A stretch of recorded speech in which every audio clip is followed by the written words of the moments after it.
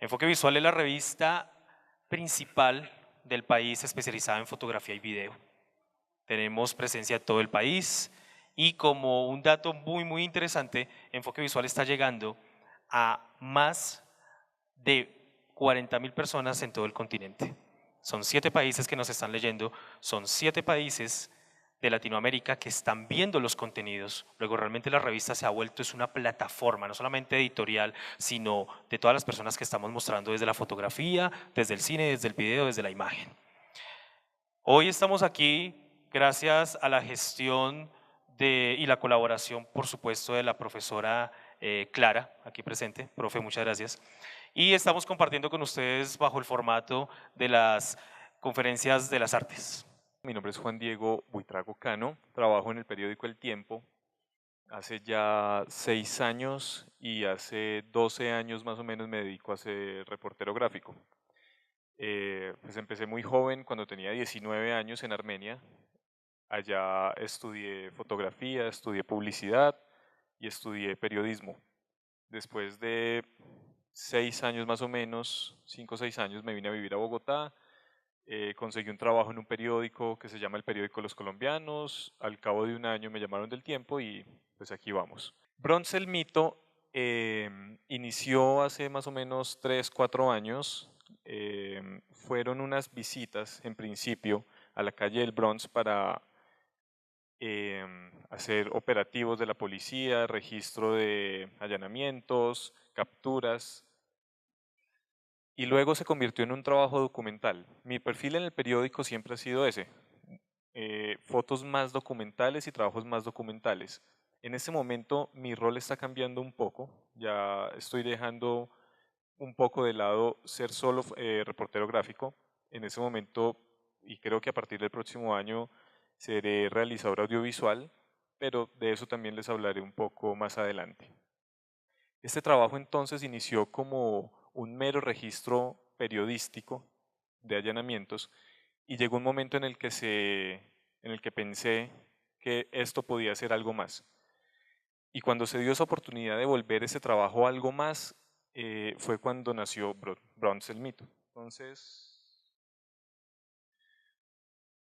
cuando llegó ese momento en el que dije, ok, este trabajo puede ser mucho más grande, mucho más importante y relevante de lo que es en este momento, realicé un listado de temas que se convertirían más adelante en fotos y eran temas que tenían que desarrollarse gráficamente para consolidar un trabajo documental que tuviera peso, que fuera relevante y que tuviera mucho más contenido que un reportaje gráfico. Un reportaje gráfico se basa solamente en un conjunto de imágenes que cuentan algo sobre un tema, pero no tiene mucha profundidad. Y eso a mí no me interesaba. A mí los reportajes gráficos siempre me han parecido muy light. Es simplemente abordar un tema desde la rapidez y listo. Un trabajo documental, por el contrario, tiene mucha investigación de fondo. Además, puede llegar a jugar un papel muy importante en la historia, en este caso de Bogotá, de cierta manera de Colombia, porque el Bronx era el lugar más grande de Colombia, de un expendio de droga, el expendio más grande de Colombia. Y en esa medida, en ese orden de ideas, lo primero que yo sabía que tenía que hacer era contextualizar geográficamente el lugar. Si vamos a hablar de un sitio como estos, que ocupaba 4 cuadras, formaban una H, pero era un lugar muy grande y era un lugar que estaba habitado generalmente por unos 3.000 habitantes de calle y, bueno, habitantes de calle, prostitutas, niños, de todo. Lo primero que debía hacer era esto, generar un contexto geográfico del sitio. Por eso esta foto. Esta foto fue hecha desde un hotel, desde la terraza de un hotel. En ese momento no teníamos dron, no teníamos nada para hacer una foto mucho más alta. Igual haber usado un dron era una jugada un poco suicida, entonces así lo hubiéramos tenido, yo creo que no lo habríamos usado. Eh, y esta era la vista más amplia que teníamos del lugar. Incluso se hizo con el lente más angular que teníamos en ese momento, que fue un 17 en full frame. Y esta parte de acá es una de las, imaginen una H gigante, esto es uno de los palitos de la H. Y este de acá es el palito pequeño, que uniría las dos calles largas.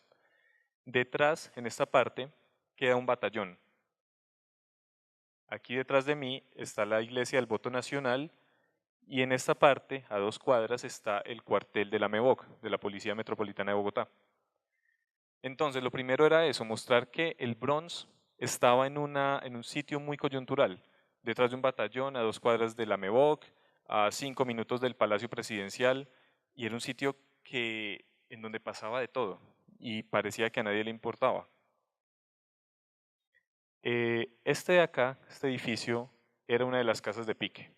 Entonces, ténganlo muy en cuenta. Ahorita les voy a mostrar otra foto de este sitio. Luego debía mostrar la seguridad del Bronx. Este era el primer anillo de seguridad del Bronx, que eran los campaneros. Siempre llevaban un pito colgado al cuello y cuando veían algo sospechoso, un policía, una persona rara, comenzaban a pitar de inmediato. Eso alertaba a los Saiyajines y pues bueno, tenían ciertos métodos para contrarrestar algunas situaciones. Si era un operativo muy grande de la policía, pues no había mucho que hacer, simplemente se escondían y listo. Pero este personaje era el que primero reaccionaba ante algún peligro. Siempre estaban en las esquinas, siempre había un campanero en una de las esquinas. Este estaba en la esquina sur del Bronx. Por supuesto tenía que mostrar la droga, eh, pero había algo que me llamaba mucho la atención de la droga del Bronx, y era la marca. Toda la droga tenía un desarrollo de marca, algunos tenían eslogan, tenían logo, tenían iconografía, y era muy interesante dentro del tema cómo cada gancho era como cada cartel, eh, hacía su desarrollo de marca con la droga. En este caso era droga marca Mosco.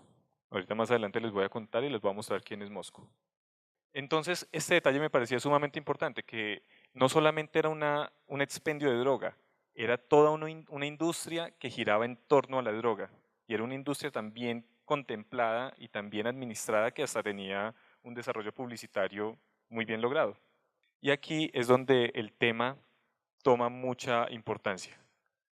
Después de esto, de este hecho, fue que la policía comenzó una guerra frontal contra el Bronx en ese momento. Este es el levantamiento por parte de Medicina Legal del intendente Maecha. Él se encontraba aquí, en este lugar, cuando fue atacado por francotiradores desde el sitio donde yo tomé la foto y desde estas azoteas, y asesinado porque él estaba infiltrado hacía 9 meses en el Bronx. El día anterior a su muerte, él había realizado un operativo en Fontibón. Durante ese operativo en Fontibón, él fue descubierto. Lo vieron, dijeron, este man lo hemos visto en el Bronx, y al otro día cuando llegó, ese día era el operativo en el Bronx, él llegó ese día al Bronx, llegó acá, donde lo mataron, y justo cuando llegó acá, le empezaron a disparar. Cuando estábamos haciendo estas fotos, veíamos en el piso casquillos de rifle. De hecho, pues dentro de las fotos, dentro de las miles de fotos que hay del trabajo, están esas fotos de los casquillos. No era tan relevante, entonces no entró dentro de la serie final, pero sí lo cuento a modo de anécdota, que cuando estábamos haciendo las fotos de este hecho, veíamos los casquillos de rifle tirados por todo lado. Fue una balacera bien complicada. Además habían como 4 o 5 policías infiltrados en ese momento, entonces fue casi una guerra campal. Luego de esto comenzaron los operativos. Los operativos se concentraron en allanamientos, capturas y mostrar resultados de manera rápida, pero la policía generalmente muestra resultados con lo que encuentra, con lo que primero ve. Siempre mostraban droga, mostraban animales exóticos, mostraban bicicletas, máquinas de casino, pero sobre todo el tema de las capturas era algo muy importante. Mostrar ese hecho como tal debía ser em, muy especial porque eran demasiadas capturas. Por esa razón, el sujeto tiene la cara tapada para poder despersonalizarlo y democratizar las capturas para mostrar que esa captura podía ser de cualquier persona. No eran personas, no eran los jefes de los ganchos, no eran sayajines, simplemente capturaban habitantes de calle que de pronto estaban violentos y los mostraban como positivos dentro de los trabajos que hacía la policía, lo cual tampoco pues aportaba nada a lo que se estaba haciendo. Se desmayó el pendón. Entonces, esta foto tenía que ser muy especial por eso. Cada foto dentro de sí misma tenía una razón de ser y una razón de hacerla de esa manera. Luego venía dentro del cuerpo de trabajo una parte en la que había que mostrar la idiosincrasia y la vida normal dentro del Bronx. Escenas cotidianas que reflejaran cómo era que se vivía adentro del Bronx. Entre ellas está esta que fue la imagen utilizada para la publicidad de la charla. Si bien estaba dentro de ese cuerpo de trabajo global de la vida cotidiana dentro del Bronx, era una foto particular dentro de la lista. Y era la foto de un niño consumiendo droga dentro del Bronx. Esta foto era sumamente importante porque era algo que se veía en todo momento. Fue muy difícil de hacer, no por ver a los niños consumiendo, sino por encontrar una escena que no fuera tan amarillista y no estuviera muy cargada para poder ser publicada en el periódico. El periódico obviamente tiene restricciones, hay muchas cosas que no se pueden publicar, hay muchísimas cosas que se dejan de publicar, de hecho, por eso, porque llega una demanda, porque no hay permisos, porque el mismo periódico se cuida en mostrar ciertas cosas. Entonces, si bien yo todos los días cuando iba al Bronx, eran visitas muy regulares durante 7 meses, siempre veía niños de más de entre 6 y 15 años consumiendo. No era mi intención mostrar un niño de 6 años haciéndolo. Me parecía que era ya un exceso de amarillismo mostrar esa escena.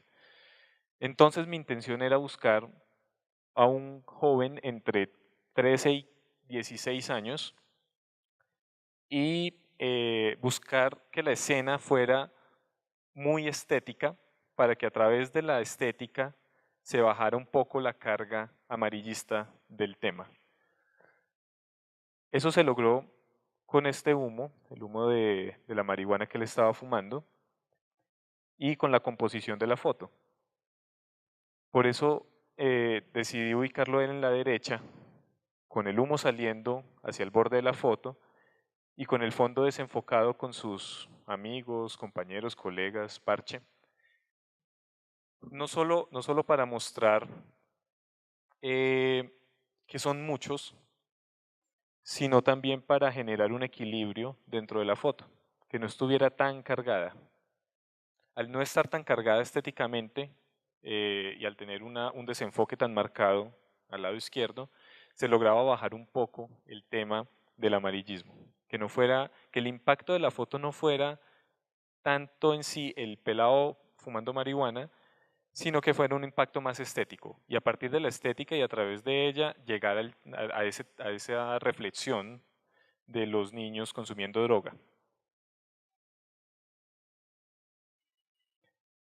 Esta es otra foto importante. Él es un habitante de calle de los que cuidaban, de cierta manera, las casas de pique.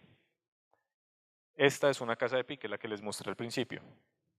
No era una casa realmente, era un edificio de pique. En su mirada, pues, podemos ver que está bastante asustado.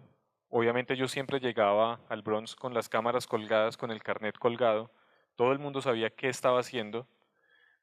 Tenía el permiso, el aval de la gente del Bronx para estar allá, pero ellos también sabían que tenían que ocultar algunas cosas. Por esa razón nunca pude entrar a este edificio. El edificio siempre estaba custodiado por 2 o 3 Saiyajines en la entrada. Obviamente adentro habían muchos más. A veces se asomaban como ese habitante de calle a las ventanas a ver uno qué estaba haciendo. Pero nunca pude acceder a ese lugar. En ese momento no entendía muy bien por qué, porque no se había hablado del todo de las casas de pique dentro del Bronx. Y lo que corría era un rumor de lo que se hacía con las personas que no pagaban. Siempre se decía que las personas que no pagaban las volvían sancocho. Obviamente para hacer el sancocho primero tenían que picarlos. Entonces, cuando el mito decía que cuando había una olla muy grande en medio de la calle del Bronx, era porque estaban haciendo un sancocho con gente que no había pagado. Ya cuando se descubrió que efectivamente sí los picaban y que los picaban en este lugar, pues digamos que todo tomó mucho sentido. El hecho de que no me dejaran entrar, de tener siempre Saiyajines ahí en ese lugar y todo lo demás. Este era otro tema muy importante dentro de la vida cotidiana del Bronx y eran las peleas. Cuando se les pasaba el efecto de la droga, se volvían muy violentos. Eh, Era muy frecuente verlos peleando y era muy frecuente que llegaran donde uno a o a alegar o a pelear o simplemente a decirle a uno que le querían robar la cámara o algo así. Afortunadamente nunca pasó nada, pero sí debía conseguir esa foto, una foto de la pelea.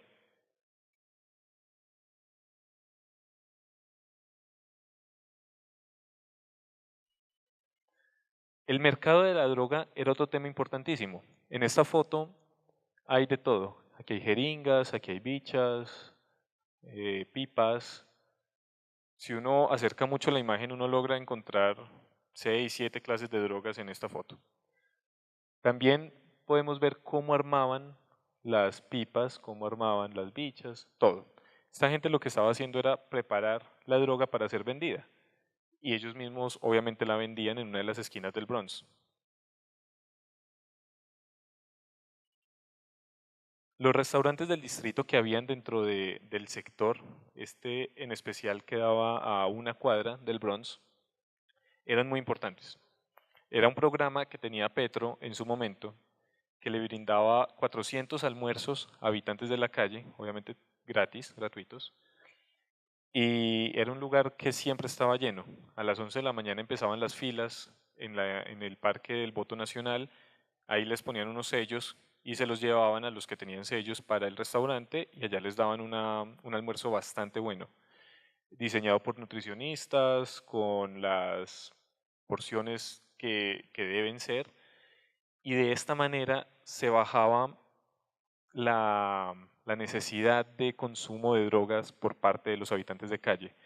Obviamente eso no era nada bueno para los ganchos, y los ganchos se dedicaron a hacerle la vida imposible a los administradores del restaurante, hasta el punto que lo llegaron a quemar y a amenazar de muerte a uno de ellos.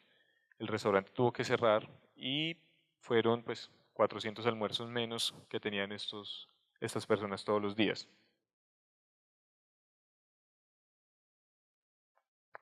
Las pesquisas de la policía con las taquilleras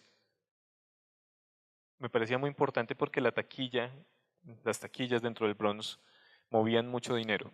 Una taquilla podía mover hasta 30 millones de pesos al día y eran, no sé, 50 taquillas o más.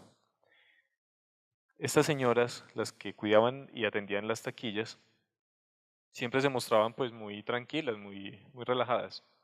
Incluso cuando estaba con la policía y la policía las estaba cuestionando acerca de lo que hacían, ellas pues no mostraban ni nerviosismo ni nada. Ellos tenían como una relación con la policía muy amena. Y obviamente era muy amena porque los ganchos se encargaban de pagarle a la policía para que no los jodiera. Entonces ellos se sentían protegidos. El habitante de calle promedio sí desconfiaba mucho de la policía, porque obviamente no tenía cómo pagarle, cómo sobornarlos. Entonces, ese era otro tema dentro de todo el documental, mostrar esa relación entre los habitantes de calle y la policía. Petro, dentro de la calle del Bronx, eso parecía como un capítulo de Walking Dead a veces, porque los habitantes de calle estaban tan drogados que en sí mismos parecían zombies. Y cuando veían a Petro, simplemente se le tiraban encima para al menos tocarlo, saludarlo, lo que fuera. Petro era un rockstar allá dentro de la calle del Bronx. Y es que, si bien Petro no hizo nada por Bogotá, o casi nada, por los habitantes de calle sí hizo mucho. Y les dio restaurantes, sitios donde bañarse, les abrió guarderías. Y creo que dentro de lo que yo vi, eso y el trabajo con las personas de bajos recursos es lo que más se le puede rescatar a Petro. Fue algo bastante bueno que creo que ahora lamentablemente se está perdiendo y va a ser peor en los próximos años. Bueno, aquí llegamos ya a la recta final del trabajo y esta foto es muy importante porque este sujeto se llama Saúl. Saúl era el enlace entre la calle del Bronx y la administración de Bogotá. Él era el administrador del Bronx, por decirlo de alguna manera, y su fachada era esta bodega que se dedicaba a hacer reciclaje. Entonces Saúl controlaba todo lo que pasaba en el Bronx y le rendía cuentas a los jefes de los ganchos. Entonces, él fue la persona que nos dio el aval para poder entrar. Pero incluso teniendo el aval de él, muchas veces hubo momentos en los que nos rodeaban los Saiyajines, nos ponían revólveres y decíamos aquí nos convertimos en sancocho. Y obviamente pues era un personaje muy respetado allá adentro. ¿Se acuerdan de la droga marca Mosco? Él es Mosco y él es Homero. Mosco y Homero son hermanos. Crecieron en Ciudad Bolívar, en medio de venta de drogas, prostitución y demás. Luego se fueron a vivir al Cartucho. En el Cartucho conocieron cómo se movía el negocio, quiénes eran los que distribuían la droga. Y cuando se acabó la calle del Cartucho, a manos de Peñalosa, haciendo algo muy parecido a lo que hizo este año con la calle del Bronx, ellos asesinaron al jefe del Cartucho y se apoderaron del negocio y montaron la calle del Bronx, a 2 cuadras del Cartucho, que es algo pues bastante absurdo que hizo Peñalosa este año y seguramente va a convertir el Bronx en un parque o algo por el estilo y todos los habitantes de calle están distribuidos en Bogotá y en toda Colombia.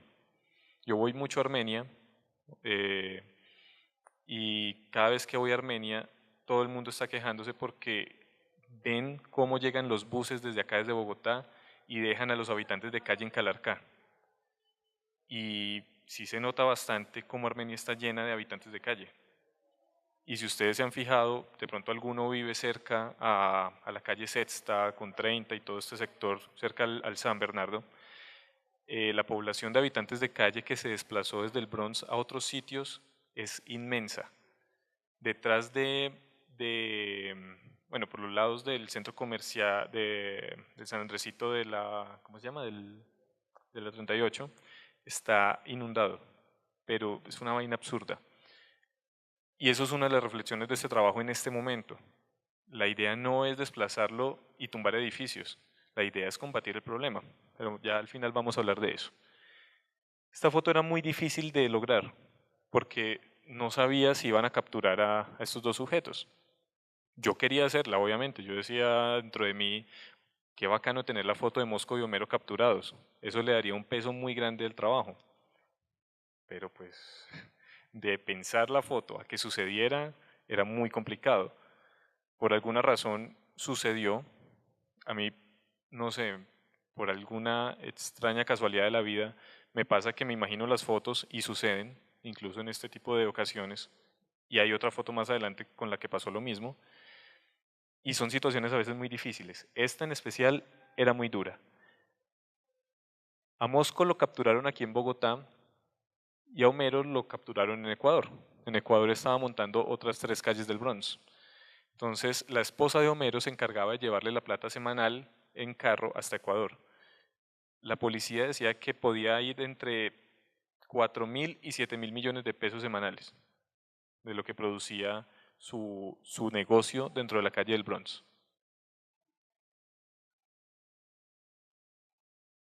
Esta era la otra foto que quería hacer, pero tampoco sabía si se iba a dar. Yo quería la foto de Santos adentro de la calle del Bronx, pero quería que Santos estuviera dándole la espalda a la calle del Bronx. Ese simbolismo de darle la espalda al problema es pues básicamente lo que sucede con todo en el gobierno. El gobierno siempre le da la espalda a los problemas sociales. Era algo que no sabía si iba a suceder y sucedió también. Y afortunadamente está la foto. Y casualmente pues dentro de la foto los personajes principales, el ministro de Defensa, Santos, el general Martínez, que fue el que lideró la batalla contra el Bronx, y Petro, tiene cada uno una actitud muy particular y refleja como su rol dentro del problema. Entonces el ministro de Defensa está pensando en qué restaurante de la 93 va a comer ese día. Santos, pues, en su papel de impotencia. El general Martínez creo que en ese momento ya sabía que lo iban a sacar de la policía de Bogotá porque nadie se lo aguantaba. El general Martínez, para mí, yo que detesto a la policía, es el mejor policía que he conocido. O sea, es un policía que a las 3 de la mañana fácilmente está trabajando todavía. Y está trabajando de verdad, haciendo operativos y capturando gente. Por esa razón no se lo aguantaron, porque los ponía a trabajar mucho y lo mandaron para Urabá a perseguir al clan Usuga.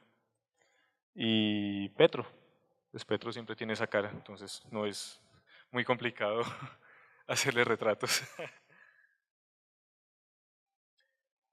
Luego quería mostrar esa parte un poco ambigua de la calle del Bronx, porque no pensaría que dentro del Bronx solamente hay habitantes de calle que no saben hablar, que nunca fueron al colegio, y resulta que dentro del Bronx y dentro de cualquier olla hay hijos de empresarios, de ministros, exministros, actores, gente de todos los estratos, y eso lo quería mostrar de alguna manera. Qué mejor que este habitante de calle, así sea en un inglés muy mal escrito, pero en inglés al fin y al cabo, tratando de saludar al presidente. Creo que esa era como una de las escenas más interesantes. No mostrar al habitante de calle como una víctima eh, que no tuvo oportunidades, mostrar que también hay personas que llegaron allá y tuvieron todas las oportunidades de la vida para poder estar en otro sitio. Y la serie termina con esta foto. Esta foto fue más casualidad que búsqueda. Sucedió en un momento en el que había un operativo, el habitante de calle está completamente lleno de gas lacrimógeno, estaba escondido en un bar y la policía le tiró unas 3 pipetas de gas lacrimógeno y él tuvo, pues obviamente tuvo que salir casi sin poder respirar.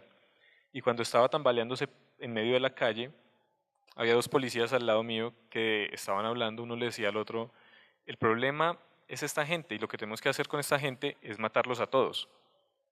Entonces yo estaba haciendo las fotos y pensaba, ¿cómo es posible que una persona esté pensando que matar a 3.000, 4.000 habitantes de calle o personas, porque no todos eran habitantes de calle, matar a 4.000 personas era la solución o es la solución para la droga, para el problema de la droga?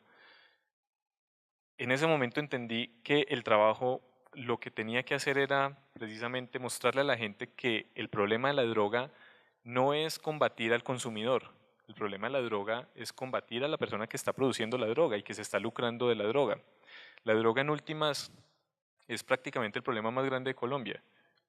A partir de la droga tenemos un déficit de dinero para educación, para salud, para programas sociales, para deporte, para todo lo positivo que podría tener Colombia.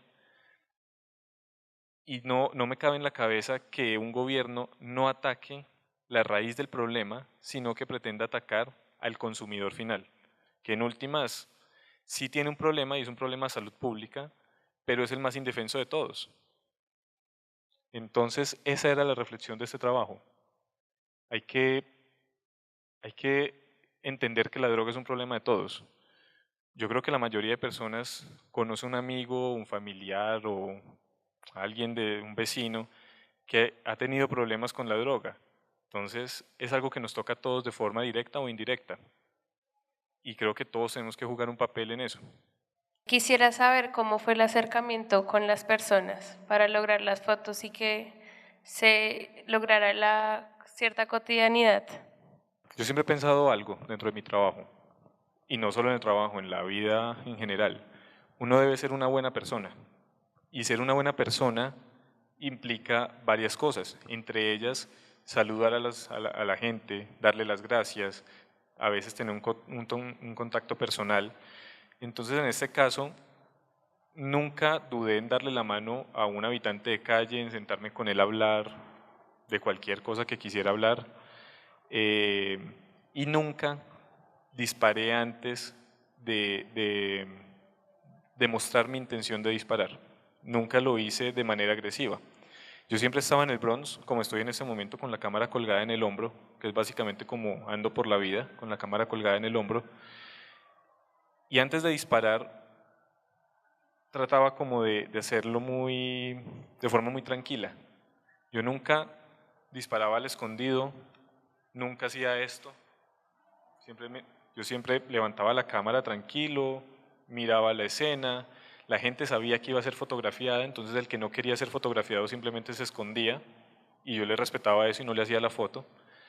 Y el que me daba ese acceso, pues lo retrataba o hacía la foto de la escena que estaba sucediendo, pero siempre con esa base de respeto. Para mí la reportería gráfica se tiene que basar en el respeto y en la ética, porque con una foto podemos dañarle la vida a alguien muy fácil. Entonces, esa fue siempre mi base, generar un respeto dentro de las personas. Quiero saber qué se siente ser censurado por un medio de comunicación y no poder mostrar las fotos que a uno se le pegue la gana, pues, ¿no? Se siente como si le dieran a uno un golpe en las huevas, porque hay muchas fotos que a uno le gustan. De hecho, este año me pasó en cierto momento con una foto que hice. A mi parecer era una foto muy buena, muy interesante. El periódico no la publicó por su línea editorial y porque varios senadores llamaron a quejarse. Y, y se siente mal porque pues no solo es el trabajo de uno. A la final yo creo que ese discurso de egos que se genera a veces es totalmente innecesario. Creo que importa más lo que se quería mostrar, la escena que estaba sucediendo. Entonces, cuando uno no puede publicar algo y es una necesidad de comunicación eso que estaba sucediendo, para uno era importante mostrar esa escena más allá de los egos, porque la escena de pronto, por ejemplo, este año pasó algo dentro de la calle del Bronx. Estábamos editando un video de uno de los operativos, de los últimos operativos que se hizo, y en las escaleras de la casa de pique y en las paredes había sangre y había pedazos de personas pegadas. O sea, yo no me alcanzo a imaginar cómo era la escena, pero digamos, había un pedazo de piel pegada y sangrando en la pared. Entonces, era algo que no se podía mostrar, que obviamente el periódico no iba a publicar. Pero la escalera con algunas manchas de sangre no era tan cruda. Y para mí era muy necesario mostrarla. Y el periódico decidió que no iba. Entonces, ese tipo de censuras son complicadas porque si bien uno entiende la posición del periódico, también uno juega con ese lío personal de querer mostrar algo que para uno es importante. Ahí hay un tema complicado y es que cuando yo acepto trabajar con el tiempo, acepto las reglas del tiempo. Entonces, yo suelo ser un poco rebelde dentro del periódico. Entonces yo muchas veces meto golazos a mi manera, pero no siempre funcionan, no siempre se puede. Cuando uno firma el contrato, uno sabe que está ligado a unas reglas. Si yo no quisiera seguir esas reglas, me saldría del tiempo, pero me enfrentaría a los demás medios y cada medio tiene su censura. Ningún medio es totalmente libre, ni El Espectador, ni Noticias 1, absolutamente nadie tiene un 100% de control ni descontrol sobre la censura. Y cada uno tiene su línea editorial además. El Tiempo tiene su dueño y su dueño fija una línea, pero el espectador también tiene un dueño y también le fija una línea. El espectador también hay muchas cosas que no se publican por censura. Entonces yo creo que lo importante es saber cómo se juega para poder mostrar ciertas cosas, y lo que no se pueda mostrar, pues es una cagada. Es una cagada porque si no lo muestro ahí, pues podría mostrarlo en mis redes, pero me expongo a que me pase lo que me pasó este año, que casi me echan por una foto que publiqué en redes sociales. Entonces, uno sí puede llegar hasta cierto punto, pero son como las vidas de un gato, uno los va acabando y llegará el momento en el que ya se caiga todo. ¿Cuál es la mirada o la intención como que se quiere reflejar así de trasfondo de ese trabajo? Lo primero es que mi acercamiento a este tema no solo se dio por haber estado en los operativos, sino porque para mí la droga siempre había sido un tema complicado. Muchos de mis amigos en Armenia habían caído en las drogas y eran personas muy talentosas. Y este es el día que están sumidos en las drogas y nunca pudieron salir adelante. Entonces para mí era como un tema de un cierto odio que le tenía a las drogas por tantos talentos que conocí que no pudieron, y bueno, y por muchas otras situaciones que giraban en torno a la droga, que me hicieron llegar y pensar, bueno, tengo que enfrentarlo y tengo que mostrarlo, porque de verdad es un tema muy coyuntural en Colombia, es un tema demasiado importante y tengo que aportar también dentro del tema. Y ahí viene la segunda parte. Mi posición frente a ese tema era generar una reflexión. Primero, conocerlo desde adentro, y luego poder mostrarle a las demás personas que viven encerradas en una burbuja y que creen que el tema no los toca, que de verdad sí es un tema que nos toca a todos y que es un tema importante y relevante para poder cambiar la sociedad de alguna manera. Yo creo que nuestro papel como fotógrafos, como reporteros gráficos y documentalistas, es precisamente generar una reflexión en torno a algo. No solo es documentar, sino tratar de ayudar a cambiar las cosas. Pues yo no trabajo por un sueldo realmente, yo trabajo porque esto es lo que me gusta hacer. Si me gustara hacer otra cosa, seguramente estaría haciendo eso, pero esto es lo que me gusta hacer, y mi posición siempre fue, desde lo que hago, poder cambiar o ayudar a cambiar un poco o revertir ciertas situaciones. Por eso tampoco vivo en Armenia, porque en Armenia prácticamente no pasaba nada. Si quería cambiar algo tenía que venir a Bogotá y desde aquí empezar a cambiar las cosas en otras partes, no sé, ir a La Guajira, mostrar la sequía y la hambruna en La Guajira, hacer temas con minorías, etcétera, etcétera, etcétera. Y esa era mi posición. Yo quisiera saber, digamos, cómo fue la construcción de esta serie en cuanto a la investigación, para tú poder decidir qué temas ibas a mostrar. Fueron más o menos 2 meses en los que estuve yendo al Bronx sin saber que iba a ser un trabajo documental. En esos 2 meses pude conocer muchas de las situaciones que se daban dentro del Bronx. Cuando decidí que se iba a convertir, que iba a dejar de ser un reportaje gráfico, porque además pues cada visita se convertía en un reportaje gráfico, y que iba a dejar de ser eso para convertirse en un trabajo documental, ya tenía 2 meses de recorrido de conocer más o menos lo que sucedía dentro del Bronx. Ahí fue cuando definí estos temas que quería desarrollar. Algunos temas salieron a los 4 o 5 meses, pero ya fueron cosas muy puntuales. En esos 2 meses, cuando pude conocer cómo se movía el Bronx, qué era necesario y qué era importante, fue cuando reuní esas herramientas para poder empezar a investigar más allá sobre ciertas cosas. Fueron entrevistas con la policía, con narcóticos, fueron un montón de cosas para poderme empapar del tema sobre todo. Lo más importante de la investigación es eso, poderse empapar de todo lo que está sucediendo y no dejar detalles y cabos sueltos dentro de la serie. Que cada foto, que cada elemento dentro de las fotos sea importante y relevante por X o Y razón. Yo trato, y a veces me vuelvo muy obsesivo con el tema, de que cada cosa tenga su razón de ser. Si no tiene su razón de ser, prefiero dejarla por fuera. O si no tiene un peso muy grande dentro del tema, también lo dejo por fuera. Entonces, en ese orden de ideas fue que se hizo la investigación. Cuando uno ve estéticamente lo que era el Bronx, percibe que hay un ambiente de miedo, de inseguridad y pues se transmite muy bien en las fotos. Ahora que ha transcurrido todo ello y se ha hecho un cambio estético, totalmente, hablando estéticamente del Bronx, ¿ha podido visitarlo y ha sentido ese cambio y cómo lo podría retratar?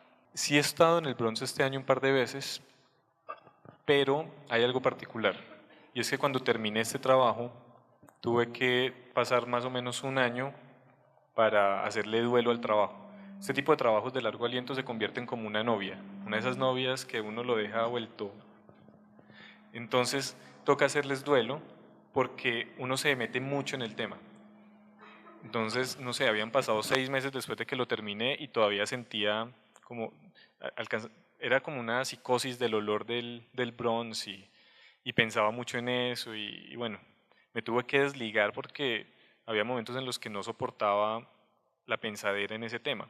Y uno tiene que poder hacer eso para continuar y hacer otros trabajos, o si no, se va a quedar uno toda la vida pensando en un solo tema y no es mi estilo. Mi estilo personalmente es abordar muchos temas y poder contar muchas cosas y no pegarme a una sola cosa. Hoy el Bronx es un sitio desolado.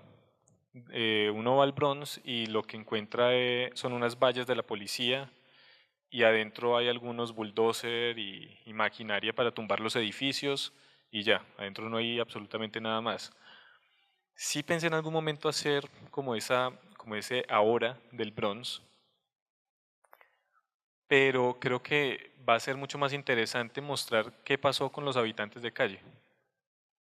Entonces yo creo que ahora que pase bueno, un montón de cosas, entre ellas el plebiscito y todos los temas de la paz que hemos estado abordando, y diciembre, que pues diciembre es una vaina complicada, empezaré ya a trabajar en eso, porque pues me parece mucho más relevante tratar con las personas y no con los edificios. Quisiera saber si usted tuvo oportunidad de compartir su trabajo con algunas de las comunidades del Bronx, si ellos tuvieron la oportunidad de ver estas fotografías y de ser así, pues qué opinión o qué opiniones tuvieron. Lamentablemente no tuve la oportunidad de llevar el trabajo allá al Bronx. El trabajo ha estado en varias partes, en museos, bibliotecas, pero dentro del Bronx no se dio la oportunidad.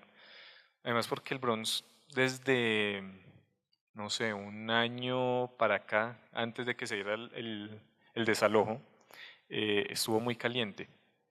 Y yo recuerdo que en algún momento estuvimos a un pelo de entrevistar a un par de jefes de ganchos y no se pudo precisamente porque estaba muy caliente la situación. Entonces hubo una época, unos 2 años, año y medio, en el que fue imposible entrar.